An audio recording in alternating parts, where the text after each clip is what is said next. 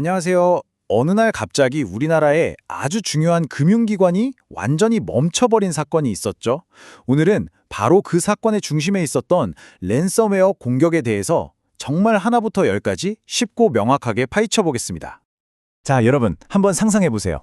이사 가려고 잔금을 치러야 하는 바로 그날, 갑자기 은행에서 전화가 와요. 고객님, 보증이 막혀서 대출 실행이 안 됩니다. 기분이 어떠실 것 같으세요? 와, 정말 생각만 해도 아찔한데 이게 실제로 일어났던 일입니다. 이게 그냥 한 회사가 좀 불편해진 그런 차원의 문제가 아니었어요. 당장 전세대출 보증이 막히고 새 휴대폰 개통도 안 되고 심지어 자동차 할부 승인까지 거절되는 상황이었죠. 무려 40개가 넘는 금융상품이 한순간에 마비되면서 정말 많은 사람들의 일상이 그대로 멈춰버렸습니다.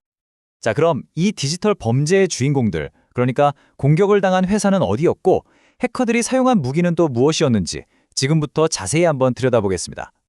공격을 받은 곳 바로 SGI 서울 보증입니다. 근데 이곳은 우리가 생각하는 그런 평범한 회사가 아니에요. 우리가 집 구할 때, 휴대폰 살 때, 또 차 살 때 꼭 필요한 보증을 서주는 곳이거든요.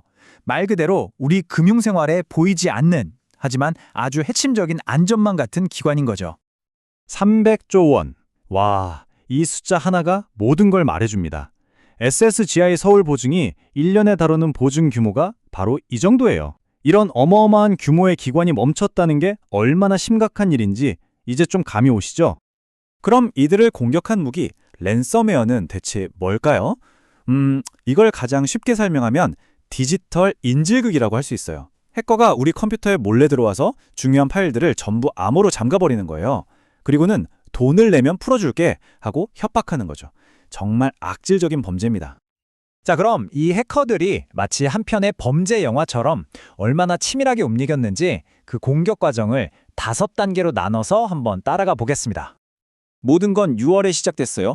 해커들이 조용히 시스템에 들어와서 무려 한 달 동안이나 숨어서 내부를 지켜본 겁니다. 그리고 D-Day 7월 14일 새벽에 공격을 시작했죠. 데이터베이스 서버 41대를 동시에 마비시켜버렸어요. 그 후 3일 동안은 정말 금융 대혼란이었죠. 하지만 정말 극적으로 전문가들이 해커의 결정적인 실수를 찾아내서 돈 한 푼 안 주고 데이터를 복구하는 데 성공합니다. 그런데 이야기가 여기서 끝나지 않았어요. 한 달 뒤에 해커들이 다시 나타나서 훔친 데이터를 팔아버리겠다고 2차 협박을 시작합니다. 하지만 여기서 진짜 반전이 있습니다. 물론 공격한 건 외부의 해커가 맞죠. 근데 이 모든 게 가능했던 진짜 이유는 너무나 충격적이게도 내부에 있었습니다. 보안 시스템이 얼마나 허술했는지 한번 보시죠. 첫 번째, 보안 실패. 외부에서 내부 시스템으로 들어오는 길목을 우리 집에 비유하자면 바로 현관문이잖아요.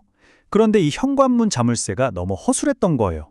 비밀번호를 틀려도 아무런 제한이 없었고 심지어 2단계 인증 같은 추가 잠금 장치도 없었어요. 이건 사실상 문을 그냥 열어둔 거나 마찬가지였던 거죠. 두 번째 실패는 더 심각합니다. 만약을 대비한 재해복구 시스템, 그러니까 백업 시스템이 있었거든요. 근데 이게 주 시스템이란 제대로 분리가 안 되어 있었어요. 이걸 비유하자면 옆집이랑 우리 집이 같은 수도관을 쓰는 거랑 똑같아요.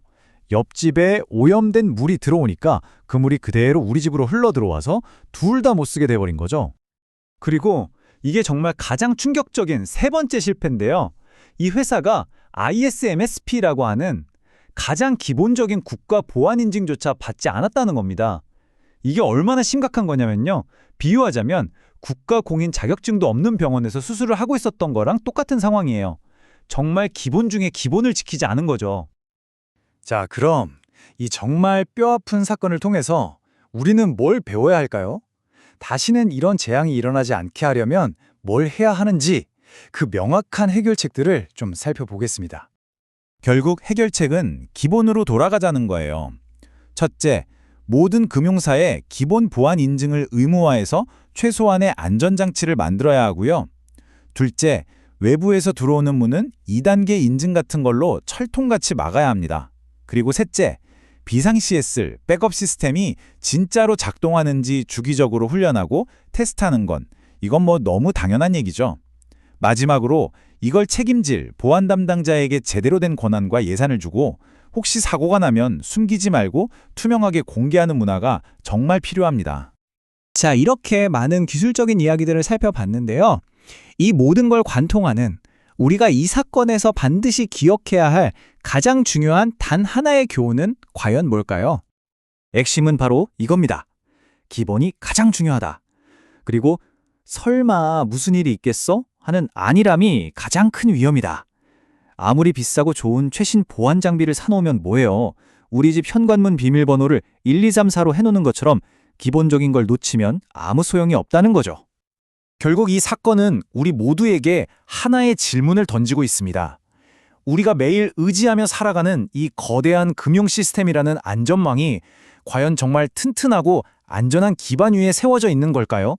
이건 우리가 계속해서 관심을 갖고 지켜봐야 할 문제입니다.